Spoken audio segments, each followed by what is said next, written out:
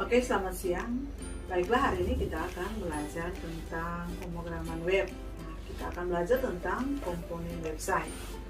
Nah, untuk komponen-komponen website ada web page. Nah, web page ini merupakan komponen utama yang menyusun sebuah website.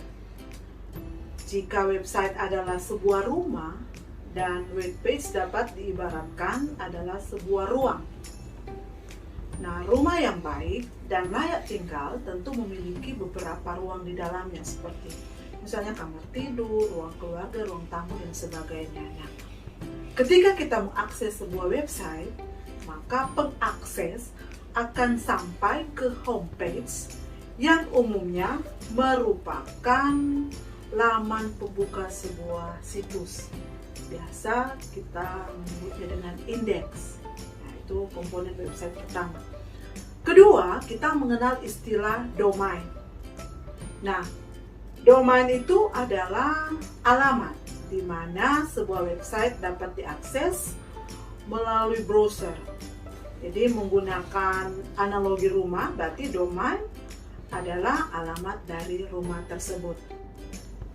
Oke, kemudian kita mengenal tentang hosting. Nah, hosting merupakan tempat di mana seluruh data dari website diletakkan dan kemudian di-online-kan, ya, seperti itu untuk hosting. Jika menggunakan analogi rumah, ya, seperti tadi, maka hosting adalah tanah, ya, tanah tempat rumah itu dibangun. Itu terkait dengan hosting. Kemudian server. Nah, server ini merupakan tempat yang digunakan untuk beberapa hosting. Pada dasarnya, cara kerja server sama dengan hosting. Hanya server memiliki kapasitas yang lebih besar sehingga dapat menampung beberapa hosting atau sebuah website yang memiliki jumlah data yang besar. Nah, kemudian kita tadi komponen web, sekarang kita belajar tentang jenis web. Nah, ada yang disebut dengan web statis. Nah, web statis ini atau website statis berarti sebuah situs yang ditulis langsung dari HTML. Jadi ditulis langsung menggunakan HTML. Nah, situs seperti ini bersifat searah, yang artinya pengakses tidak bisa memberikan kontribusi pada situs tersebut dan lebih untuk sekedar melihat informasi pada situs. Itu untuk web statis. Nah, kemudian web dinamis. Nah, website dinamis ini berarti kebalikan dari website statis. Website dinamis adalah jenis website yang diperuntukkan untuk terjadinya interaksi di dalam website. Nah, website dinamis dibuat untuk dapat di-upgrade, ya, informasinya, datanya secara berkala. Kemudian terakhir, ada yang disebut dengan website interaktif. Nah, jenis website interaktif adalah seperti namanya, ya, namanya interaktif. Website interaktif didesain untuk terjadinya interaksi. Jadi terjadi interaksi secara massal dalam situs itu. Nah, website ini biasanya berbentuk forum, di mana pengakses dapat memberikan informasi dan dapat juga melakukan interaksi terhadap informasi yang ada. Kemudian kita mengenal teknologi pada website. Nah, teknologi pada website ini menyangkut tools yang digunakan atau bahasa pemrograman yang digunakan dalam membangun atau mengembangkan sebuah website. Di dalamnya ada HTML, JavaScript, CSS, dan PHP. Nah, untuk tools-tools ini, ya, kita akan mempelajari secara tersendiri. Kemudian alat bantu. Nah, dalam mengembangkan sebuah halaman website, kita membutuhkan alat bantu. Selain text editor yang sering kita gunakan, ada alat bantu pengembangan web yang disebut dengan Git. Nah, Git ini adalah perangkat lunak pengontrol versi atau proyek manajemen dari sebuah kode perangkat lunak. Nah, ada banyak-banyak alat bantu di Git itu yang kita kenal. Yang paling top adalah GitHub.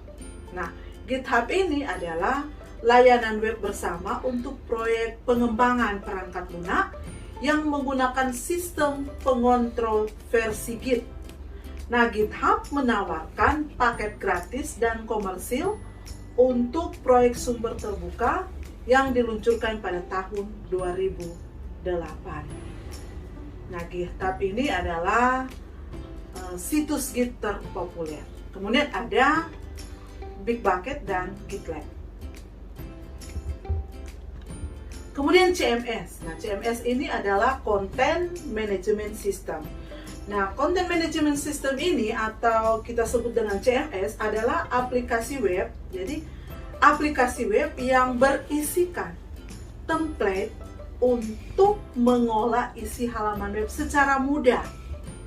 Terkait dengan penggunaan CMS ini, jadi terkait dengan penggunaan CMS, jadi CMS tidak memerlukan, jadi CMS ini tidak memerlukan pengetahuan tentang pemrograman web yang handal, karena proses instalasi dan cara penggunaannya sudah user friendly. Nah, itu untuk CMS.